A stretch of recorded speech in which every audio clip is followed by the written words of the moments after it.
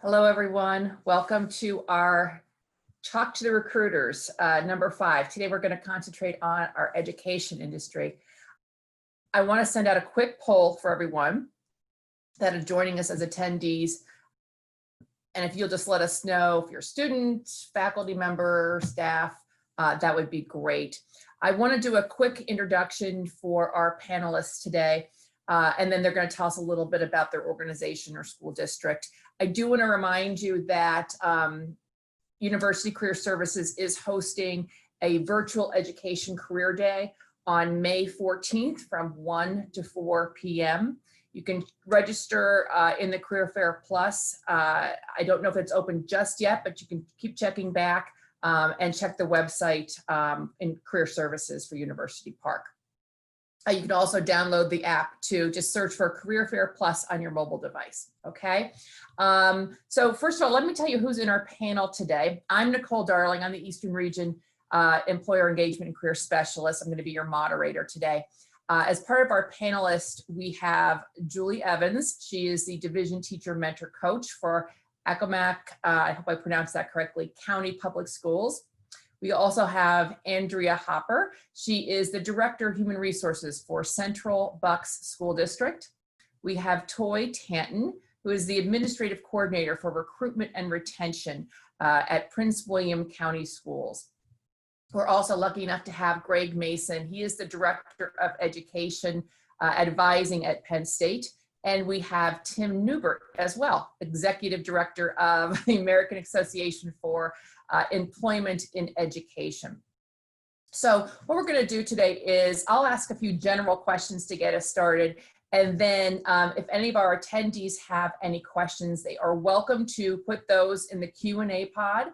And then we'll start those about 30 minutes in, and we'll make sure that everybody gets their questions answered. So if we want to just start, maybe Julie, if you want to start us off, just give us a brief overview about your school district and where you come from. Okay, hello. I'm Julie Evans, and I am from Accomack County, Virginia. We are probably about 4.5, 5 hours from Penn State. We are on a peninsula, so we're bordered by the Atlantic Ocean on one side and the Chesapeake Bay on the other.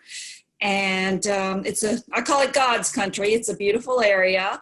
And despite of what we're going through, we still have a lot going for us. Beautiful weather right now. And we've had boats going out. We've had a lot of people, socially distancing, but enjoying their time. So it's a sad time, but it's also, we're making the most of it here on the peninsula.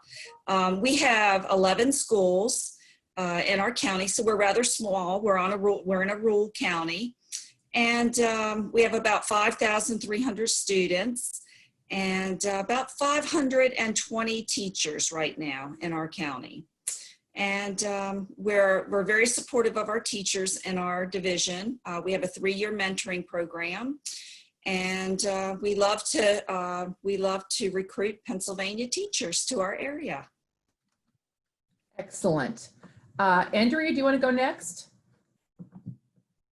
Sure. My name is Andrea DiDio-Hauber. I'm the Director of Human Resources for Central Bucks School District. We are the largest suburban school district in the state of Pennsylvania, 3rd largest overall. With Philadelphia and Pittsburgh being ahead of us. We have just around a little under 1,700 teachers. We have 23 schools, 15 elementaries, 5 middles, 3 high schools. So we are always looking for teachers, and we have found that the program that Penn State offers with the year-long internship has just been a phenomenal asset to the teachers that we have from Penn State, and we have quite a number of Penn State teachers, and we are finding that a lot of our students come back as teachers. So nice, very nice. Yeah. Toy, how about you? Morning, everyone. Good afternoon, everyone. it's nice to see everyone that I can see, but it's just good to be in another Zoom meeting. I'm enjoying myself. But anyway, Prince William County Schools is the second largest school division in Virginia. We serve about 91,000 kids. We have about 6,500 teachers. Last year, we hired about 44 teachers from Penn State University. We too have a 3-year mentoring program that we offer our teachers. And while we are a large school division, we have a small school division feel. We offer a lot of professional development. I have had the pleasure to serve as a teacher, administrator, and now I recruit teachers. So I can say from every level that I've had an opportunity to have the Prince William County experience. We are about 40 minutes from DC, 35 miles out southwest of DC. So we have a lot to offer. And it has been wonderful to hear kids actually playing outside and seeing people walking. And I am enjoying myself getting a chance to see the sun, because when I'm at work, I'm in a cubicle, so I don't get to see as much sun. But now I'm like, oh, there's sunshine every day. Like, I miss being in school as a school leader because I got a chance to see the kids. So I get a chance to see them again. So I'm getting my kid fix. So Excellent, excellent. Tim, do you want to tell us a little bit about where you're from, your organization, and what you do? Sure. Thank you so much for having me. Sure. I am the executive director for the American Association for Employment and Education, also known as AAEE, or we like to say AAEE, just so it rolls off the tongue a little bit better. We are a national nonprofit professional association. We connect universities and colleges who prepare teachers, school systems, and others who are hiring teachers, and the candidates themselves, and provide resources and activities around preparation, recruitment, and retention of teachers. We are a very lean organization with just 2 employees who are home-based here in Illinois. I am located about an hour west of Chicago, and my colleague is located about 5 hours south of me. We were previously located when my predecessor, executive director, was with us in the organization. We were based in Pennsylvania. So suffice it to say, wherever the executive director is where the organization is based. But we are proud to have membership of hundreds of universities and colleges and school systems across the country. And we have a relatively new membership level for educator candidates themselves, and have quickly obtained hundreds of members on that front. So just excited to move forward with our mission of continuing to support all the various components of pre-K through 12 teacher employment, and bringing all the parties together as quickly as possible. Excellent. Thank you so much. And Greg, last but certainly not least, our Penn State colleague. Can you tell us a little bit about your department and what you do there? Yeah, sure. So Greg Mason, Director of Academic Advising and Teacher Certification Services in the College of Education at Penn State. And so our office it serves our students pretty broadly as a student services center, but this is a busy time of year for us as we are kind of the middle step, the go-between between students and the Pennsylvania Department of Education in recommending our students for certification. So our responsibility is to verify that students have completed our program, have completed relevant testing, and are prepared to be recommended to PDE, as we say, for certification. Of course, this year has been a little different in that timeline, but we already have students that are applying for their certification. Currently, this is our smallest graduating class of future educators this year. Across Penn State campuses, we have 272 students graduating who are eligible to be recommended for certification. The good news is, even though that is our smallest class over the last 10 years, our numbers are growing. Each class after that, our junior, sophomore, and freshman classes are larger than that. And so that's a trend that some institutions are not seeing. So we're very excited that teacher preparation and education in the College of Education at Penn State is growing again. Excellent, thank you. So I want to throw out sort of a broad question. which is with COVID-19. What, as far as the school districts go, and then I'll get our Greg and Tim's sort of perspective as well. But from a recruiting standpoint, how has COVID-19 changed your hiring? What does it look like now? Are you still hiring? And what information can you kind of give us about that? And anybody can jump in. Well, here on the Eastern Shore, we are still hiring. We have right now probably about 23 that we know of openings where we're small. These are mainly retirees that had known already that they were going to retire and this be their last year.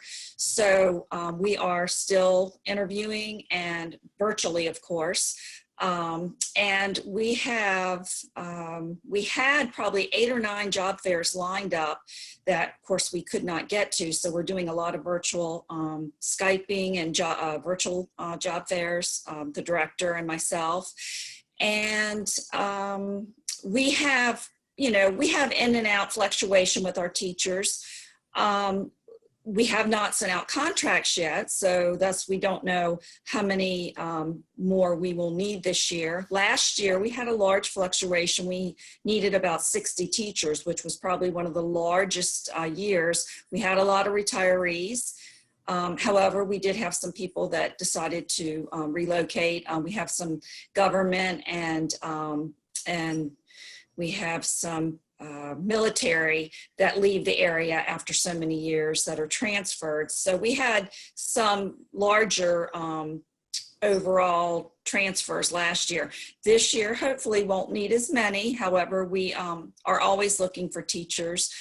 Special education being one of our largest areas that we recruit, and secondary math, English, and then elementary is always popular as well. So one thing I will say about our division, as I said earlier, we have a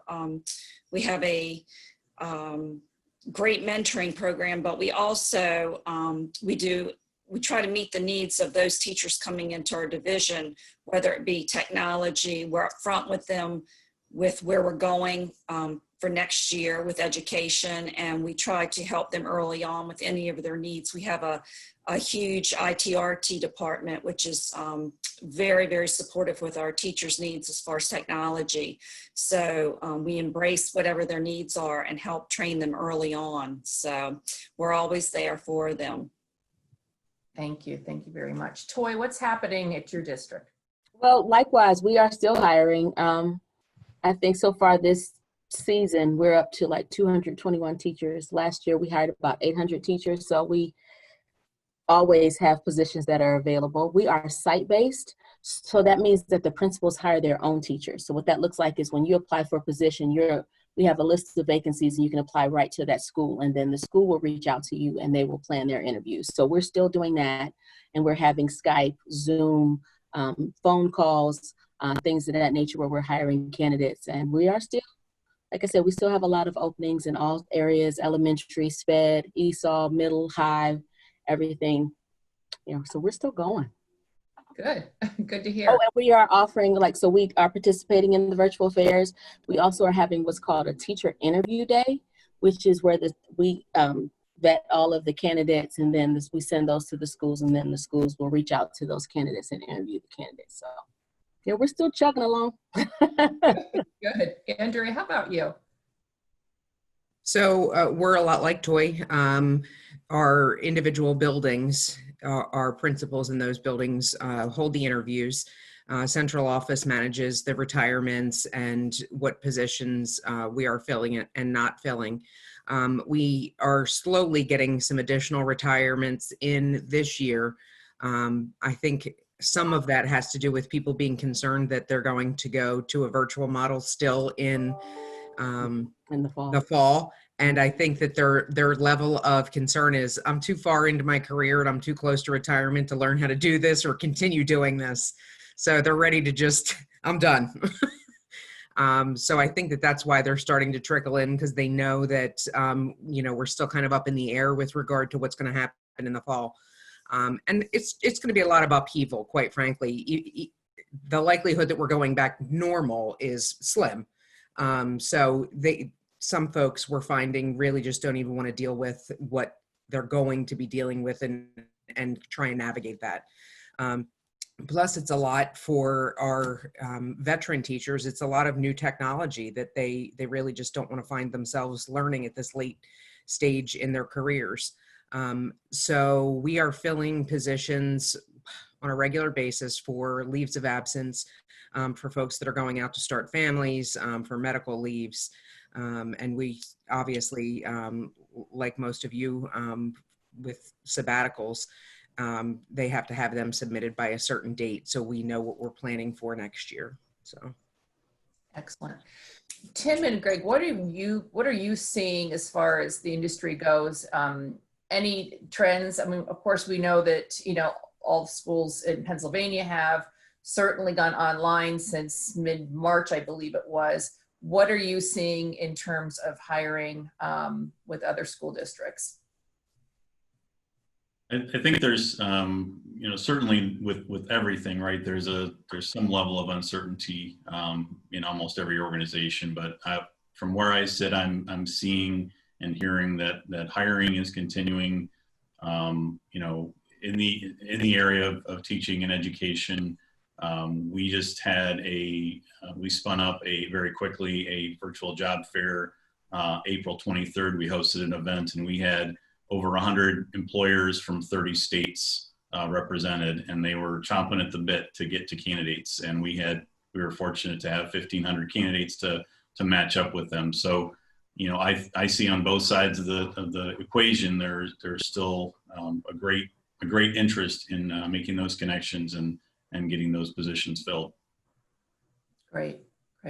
I would just second what Tim was just saying, at least from my perspective where I'm situated. One thing we've seen, and this really started even last spring, but certainly has continued this spring, is more outreach on the part of districts and counties.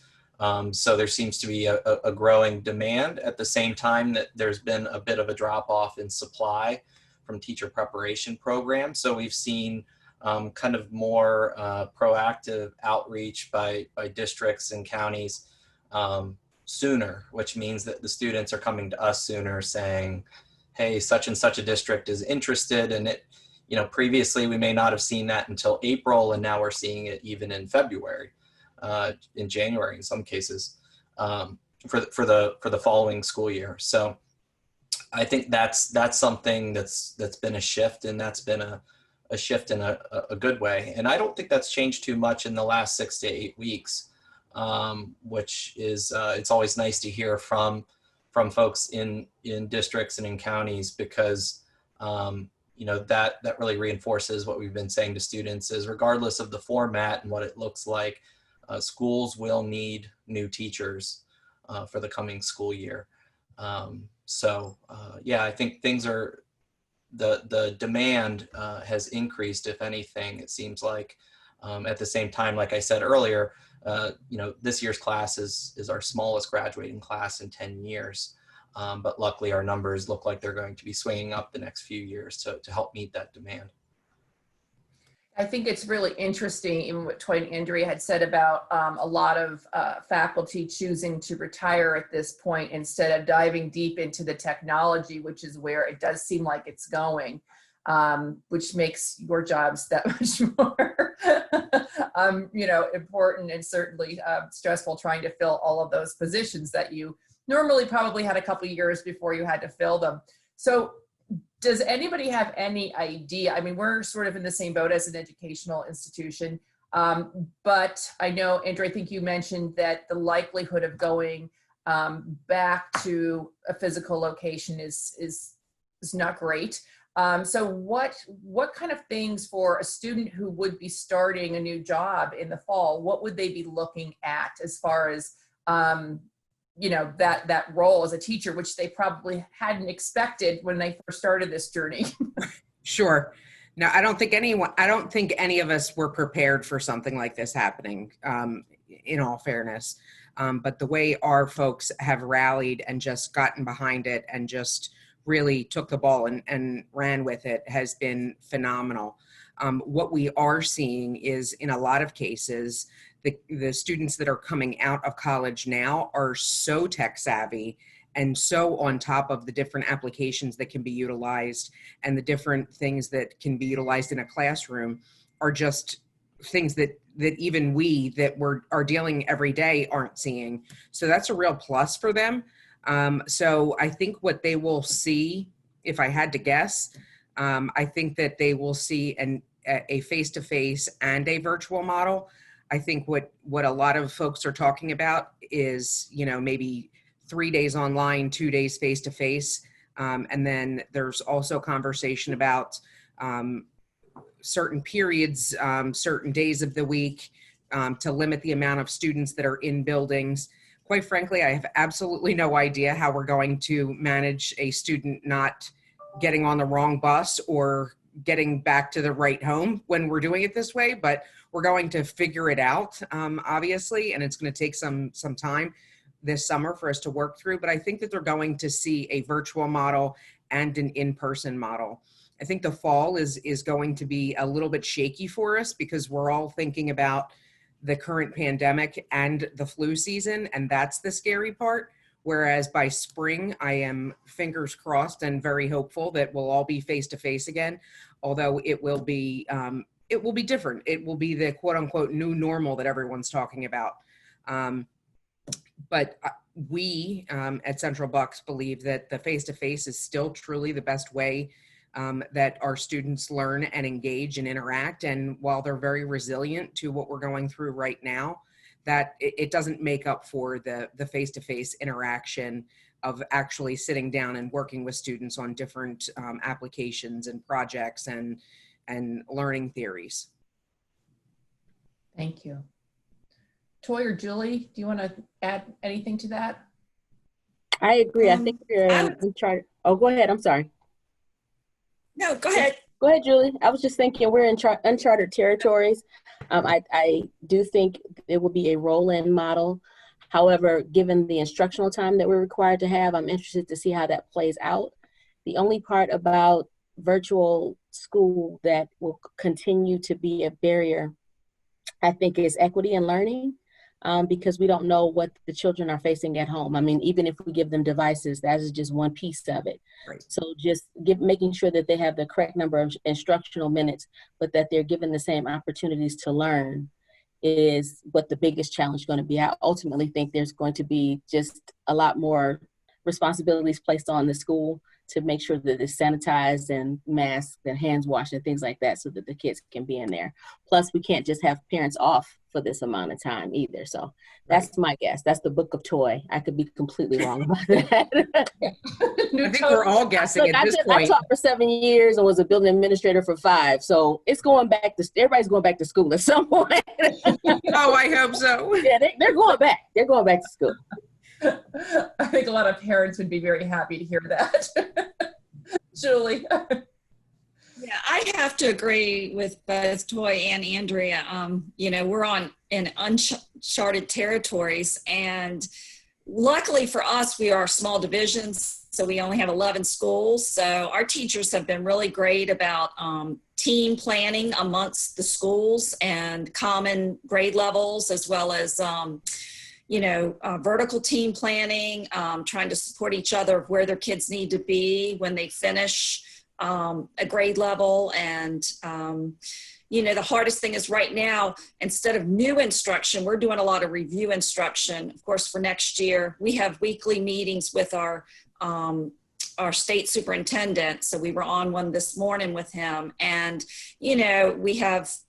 we've been told pretty much to do a contingency plan, what we would, in best scenarios, what we hope for, and then what it may truly look like. And one thing our county did early on, which is a good thing, is we have always had technology in the hands of our students. So being a small rural area, we get more funding.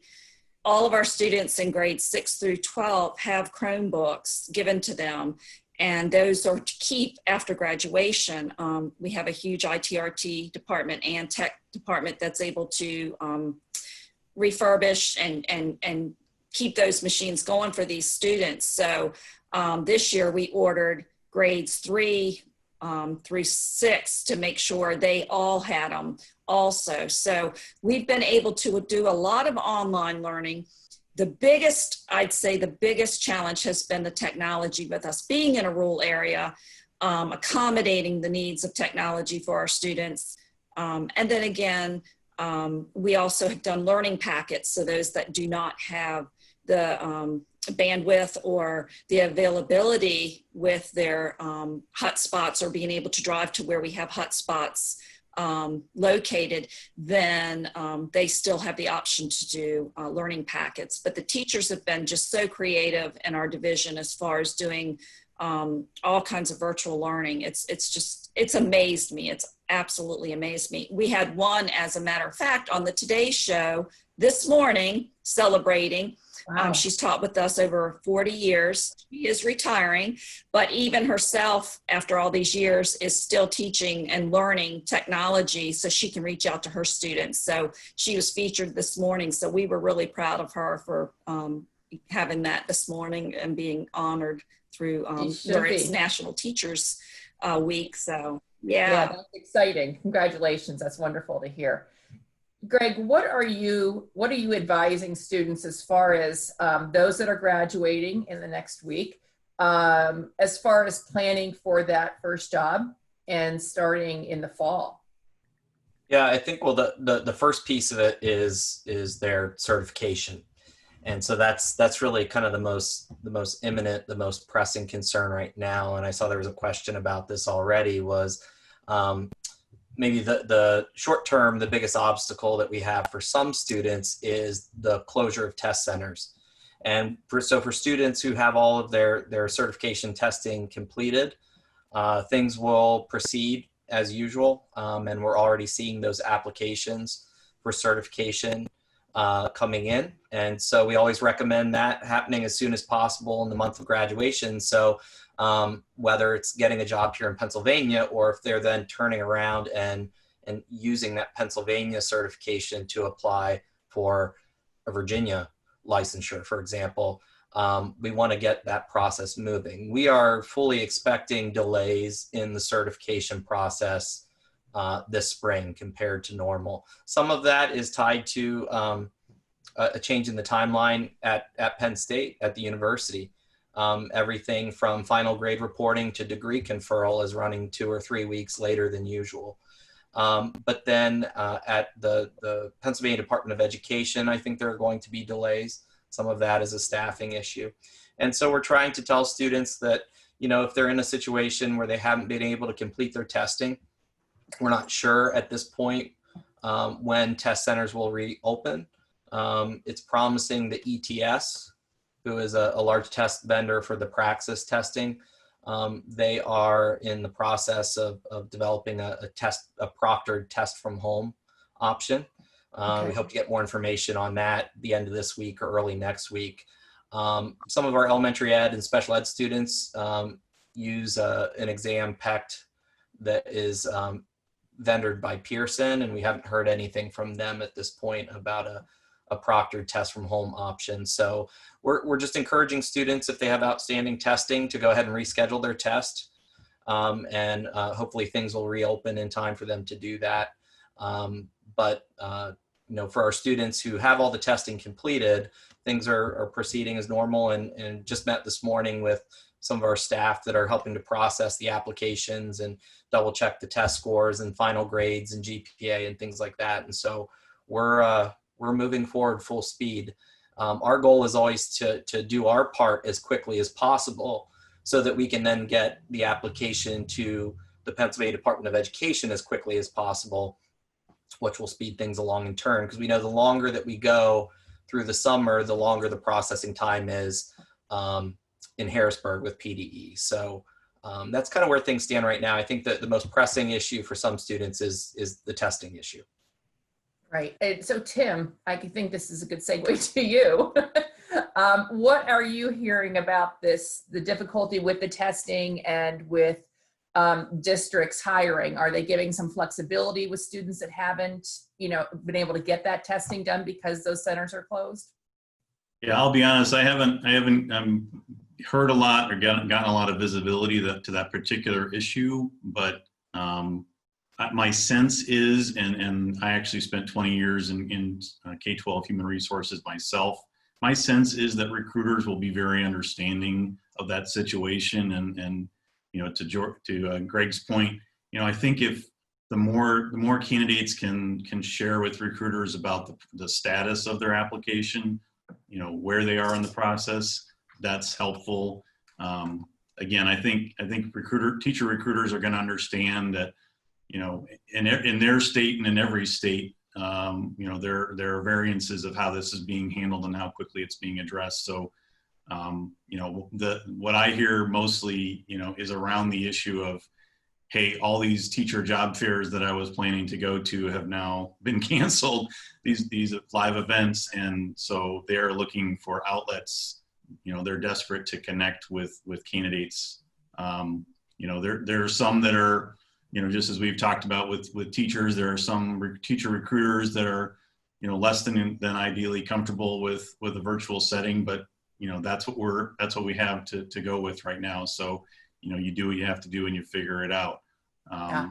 But yeah, I'm not hearing a whole lot about the licensure issue. And I think that will probably, the concern around that will probably grow, say, in a month from now. But I think it's still just so much in flux that people just are, heads down, trying to at least meet up with those candidates and have those conversations. There's a lot of initial conversations, initial interviews, right, that happen before contracts necessarily are being issued out. Okay, so that kind of takes me to the next question, and if our recruiters want to jump in. So as far as a student looking to find those positions and, get their resume to you, what is the best advice you can give them? And can you speak on, a little bit about those certifications if they are waiting for those centers to reopen?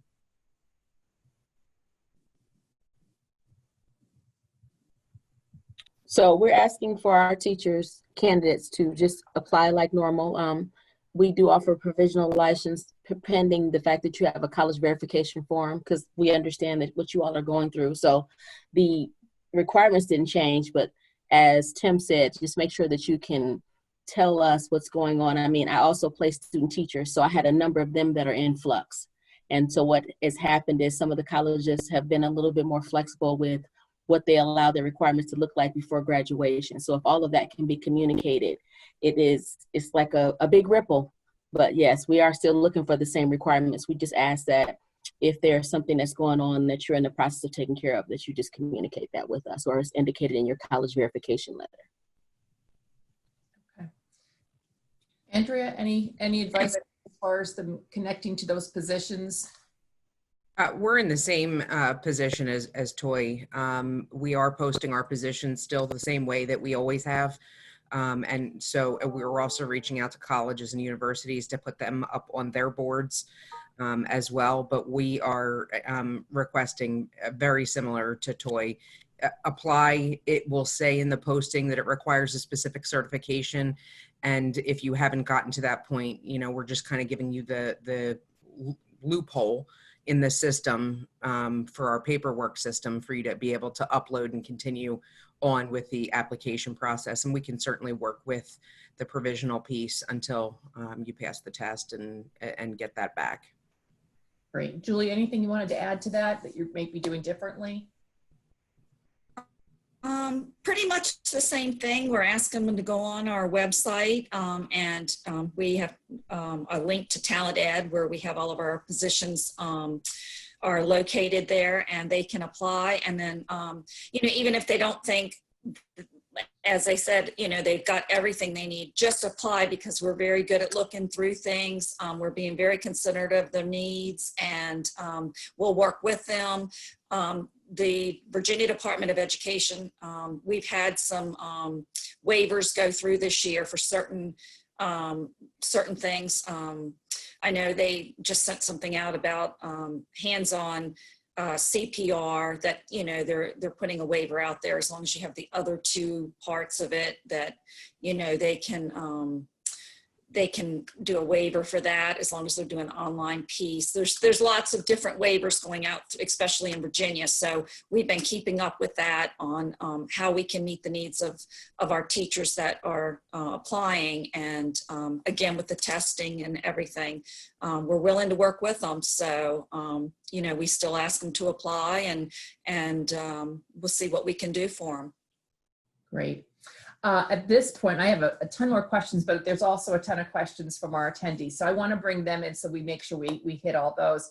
I want to introduce to you Susan Chappell, who is the Employer Engagement Manager at University Park, and my colleague, Zach Foldor, he is the Western Region Employer Engagement and Career Specialist. And they're going to help me kind of tackle some of these questions that our attendees have.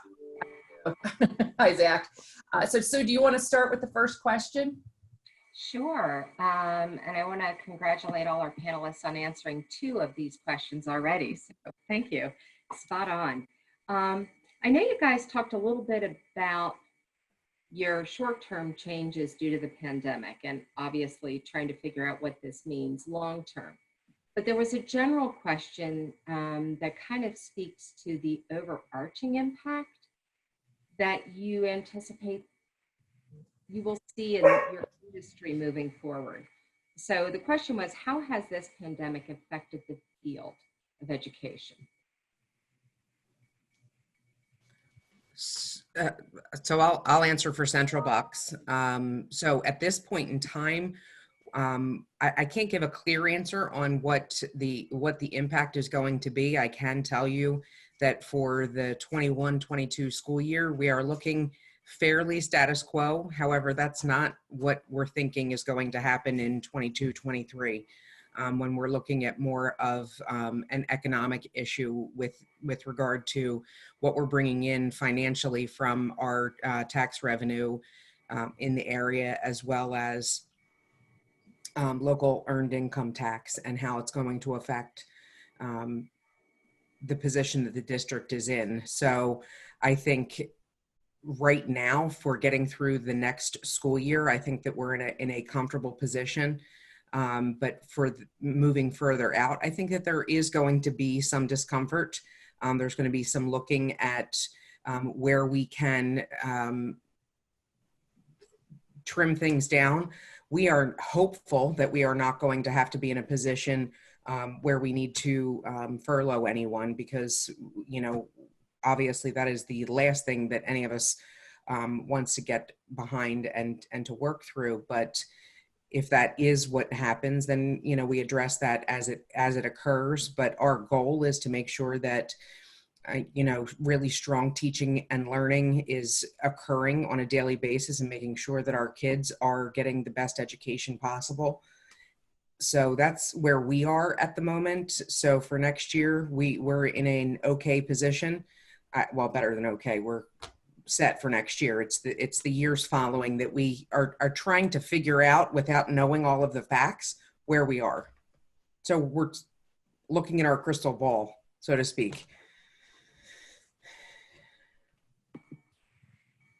Fair guess. Who else would like to weigh in with their crystal ball on what this If I could weigh in, and actually, I'd like to answer from a different angle, which is just the process of you know, recruitment.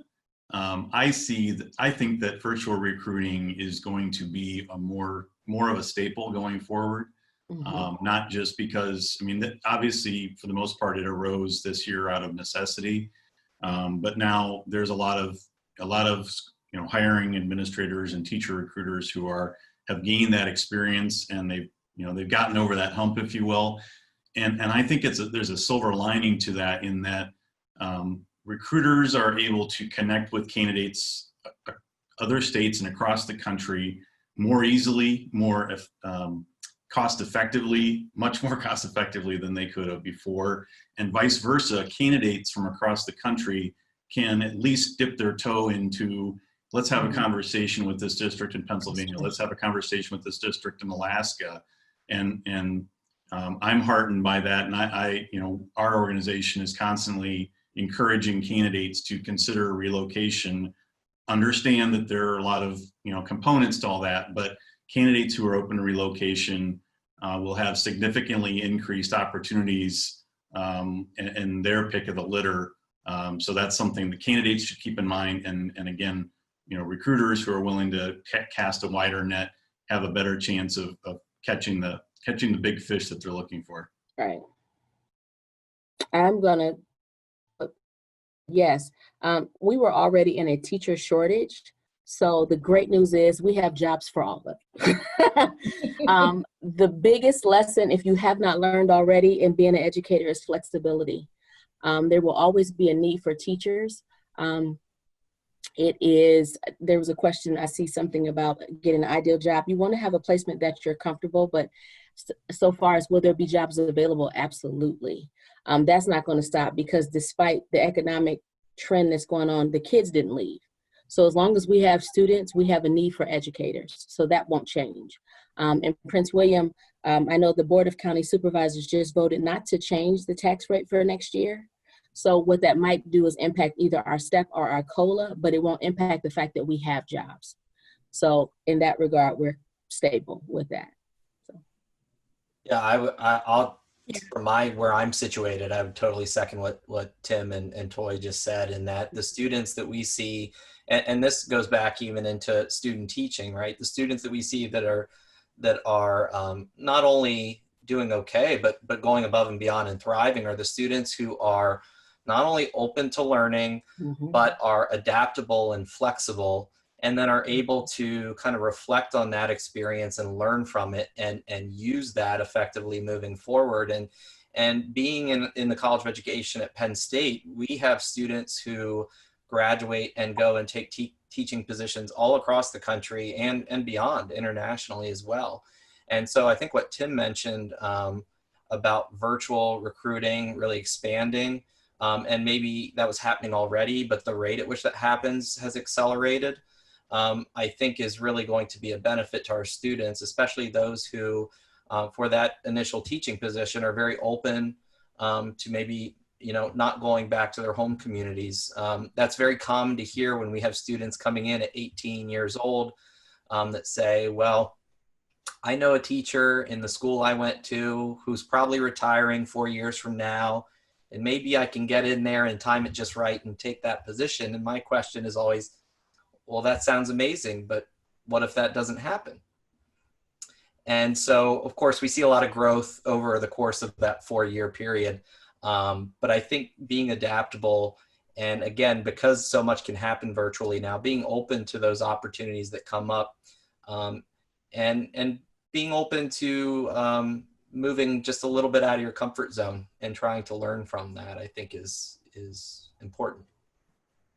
Yeah, I think it's important for candidates to keep in mind, and certainly not to overwhelm candidates with this concept, but keep in mind that the country has, and you talked about international opportunities, but just within the United States, there are in the neighborhood of 15,000 public school systems, let alone private systems. So opportunities abound.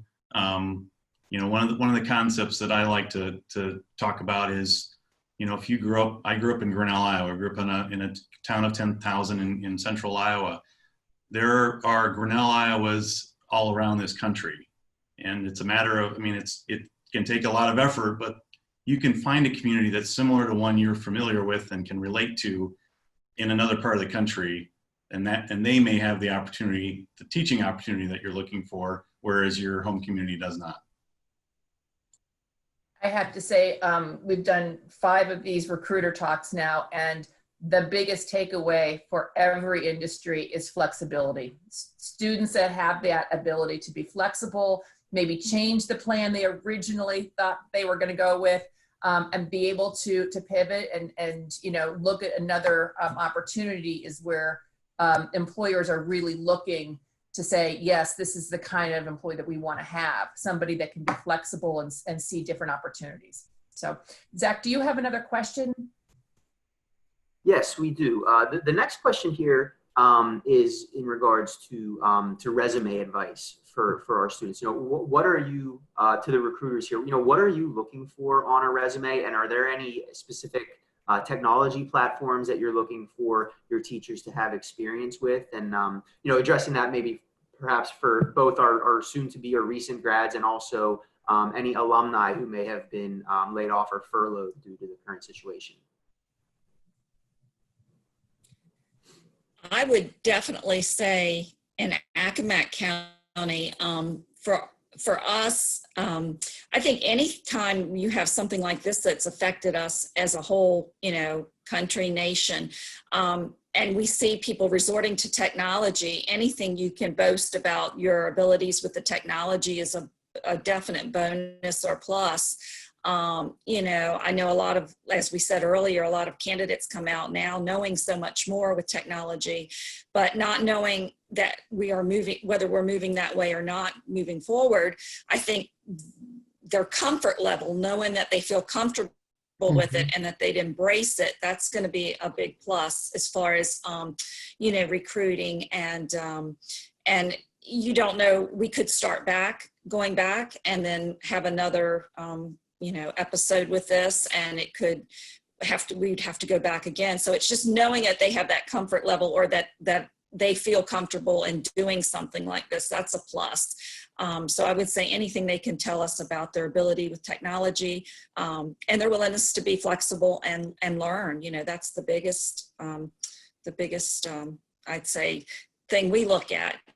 As far as recruiting, we're not afraid to take anybody from any state or anywhere. We started last year doing more virtual just because of our location.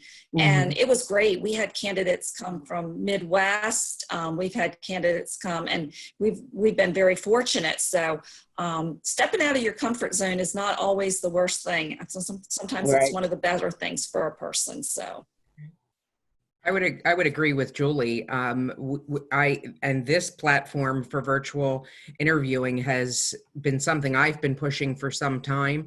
But now that our principals have been forced to jump into the pool, into the deep end, now that they're seeing how it works, they're like, oh, well, I have no idea what I was so worried about.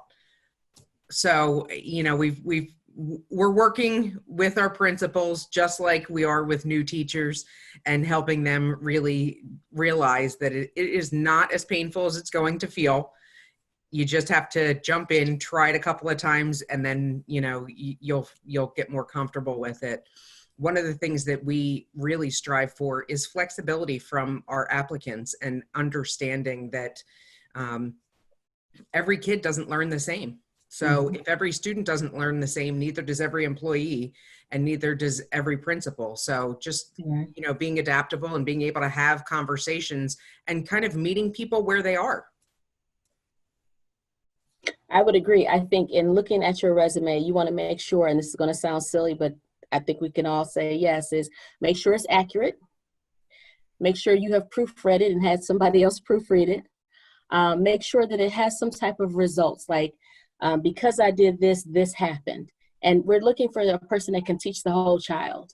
So when you're thinking about how you're presenting yourself to us, you think about the leadership roles that you've had as a student, in your church, in your neighborhood, things like that. Those are the type of things you want to list on your resume. It doesn't have to be everything you did all of your life, but if you think about it from a leadership perspective, because as you're interviewing for these positions, we're looking to see a person who could either speak to their students via technology or in front of a classroom. So that's what we're looking for. I always tell my students, I'm not as concerned about your picture on your resume, because it is against the law for me to hire you based on what you look like. So don't worry about it. I'm not looking for a graphic designer. I want accurate. I want leadership. I want humble, hungry, smart. I want excited. I want somebody that I can see these kids learning from. So be yourself, your professional self. Yeah, and I just have a few additional comments, and I certainly agree with everything that's been said. I think the ideas of, the historical ideas of resume building and what's appropriate still hold true more, maybe more than ever. Accuracy, proofread. I will add, consider researching active keywords that in the, look at positions that you're interested in and look at those descriptions and, take the time to tailor your resume for the particular position that you're interested in. And that's a concept that stresses a lot of candidates to think, well, you're telling me I have to do a resume for every position. If you really want to put your best foot forward, that's the way to do it. Customize your resume for each position, or certainly a category of positions. And then just a technical piece, save it in a PDF, save it as a PDF. That's gonna be the best way to share it. So when you're in a virtual job fair environment, sharing resumes, oftentimes they need to be in a PDF format, but it also provides for consistent formatting. So even if you're emailing it, it doesn't, if you use Word and you save it as a Word doc and then you send it and you've used some funky formatting, it may not come through on the other end the way you intended. So that's a couple of additional comments I would share.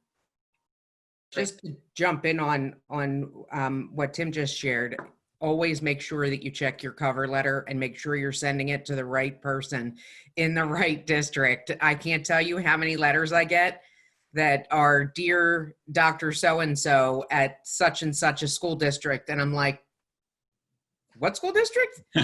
So just make sure you're checking your cover letters and that they're always updated. And same with the thank you letters after you engage with recruiters. And if you list any people for references, make sure you've notified them that you are listing them as a reference as well. I think that's important. So they already have that heads up that they're going to be receiving a call. Good. So do we have time for maybe 2 more questions? Yep. So I'm going to go to some questions that came in via the chat. And they're a little bit off the path because I know we're talking here in general to students who were majoring in education, but we know that sometimes a teacher's path doesn't always come straight out of education. Sometimes they come and take a different route. And so we have 2 questions with regard to that.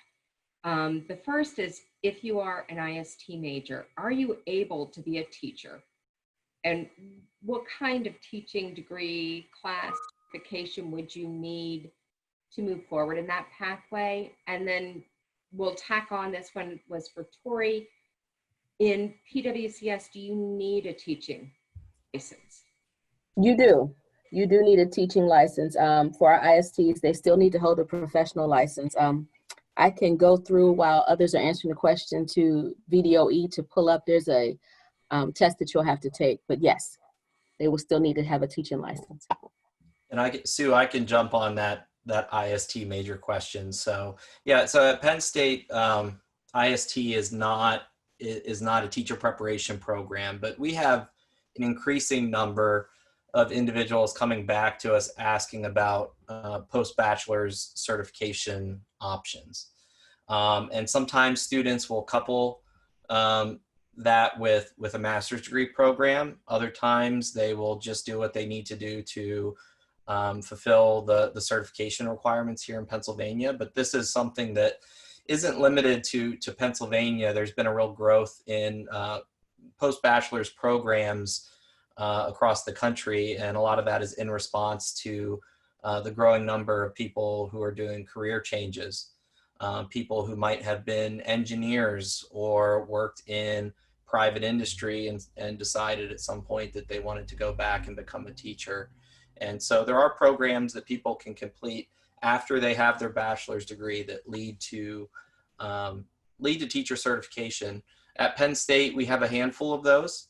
I wish we had more. We've been a little slow in being responsive to kind of the demand for those types of programs, but it's something that a lot of colleges and universities have developed across certification areas. And I'm going to also say this, just I think when we think about talking to a school division, you think about school only. We're all businesses. So we may not have an instructional technology coach, but we also have people who work in our IST department. So when you are looking for a job, make sure you think of the whole, it is a business. We need accountants, we need people to make the school run. So don't limit yourself. Okay. There is one other question here that I saw in the chat that Sue brought up. And I think it's a good question to maybe end with, which is because you're going to be recruiting through virtual career fairs. I know students are nervous about that and not sure how that's going to work. They used to be able to, walk up to the recruiter, talk and mingle a little bit. And this question is, will this timeline of activities be the same virtually, or will the interviews be interspersed with meeting the recruiter? So what advice can you give a student who's coming to a virtual career fair to speak to you? How do they get your attention? What does that look like for them? What's some advice you can give to them? We've hosted a few of those already, and I would say everyone uses a different platform as far as the virtual fairs. But with us, what we do is myself and our director of human resources, we get on and chat with them, and we just kind of get to know them. It's more of a just like we do when we go to the recruiting fairs. We're there at the table. Our superintendent doesn't really like our principals to leave their buildings, but we like to bring people here to the Eastern Shore so they can see the area where they're going to be teaching and get a feel for the area. So we invite them back here to meet the principals and interview with the principals directly.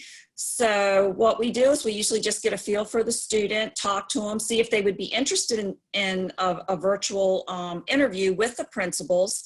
We tell them which schools so they can research the schools and learn more about the schools. And then we just set it up when it's convenient for them and our principals. And a lot of the ones we've done already, the candidates actually said they felt more comfortable doing it that way than they did going to a big venue or a big fair. It just seemed a little less intimidating.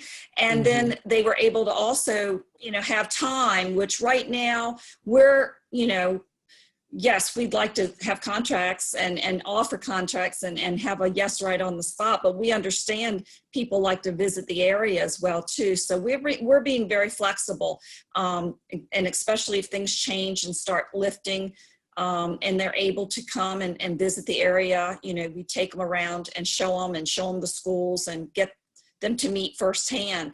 But to me, it's a great stepping stone to actually getting here, is getting to know some of the other principals and just going through the kind of it's more of just a little talk that we have with them, and we just want them to feel comfortable with it. So great, thank you. Yeah, can I jump on that as well? Sure.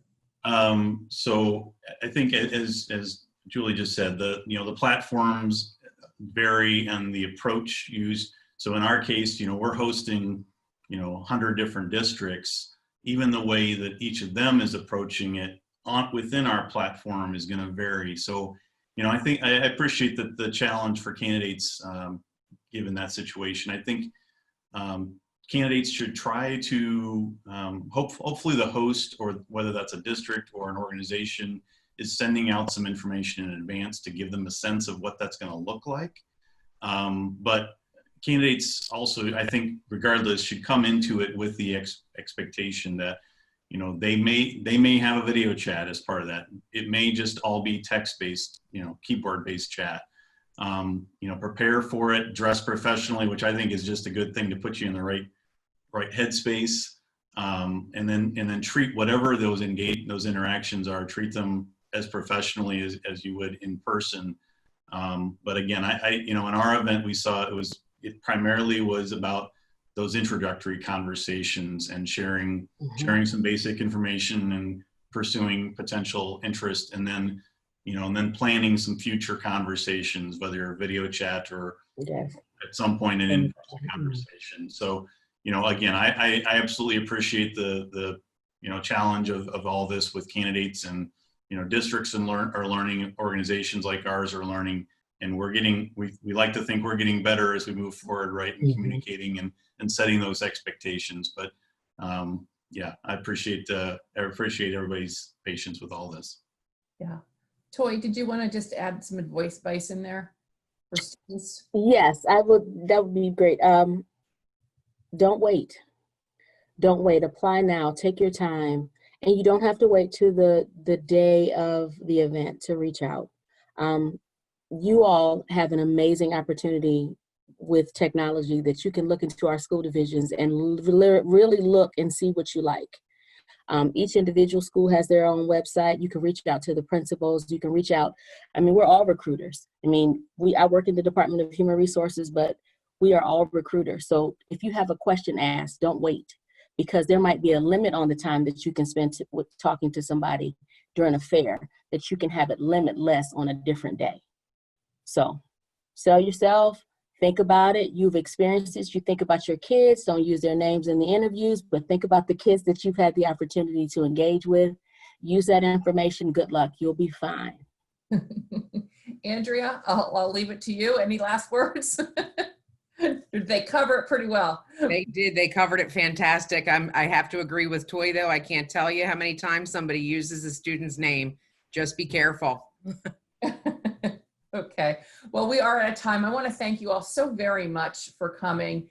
I'm sure it's been a huge help. We've had, just to give you an idea of attendance, we've had 41 people attend. We've had 18 students who took part in our talk today, as well as 21 staff members here at Penn State. And we've had one faculty member as well. So thank you. I'm sure it was a huge help to them. I do want to remind everybody, we are not having a Tuesday Talk to the Recruiters next week because of our Career Services Professional Development, but we're going to be back on May 19th. We're going to have Almac Group, United Health Services, and Enterprise Holdings. So hopefully you'll join us for that as well. But to our panelists, again, thank you so very much. Stay safe and healthy, and good luck with all of your recruiting. Thank you. Thank you so much. Thank you. You as well. Thanks. Bye-bye.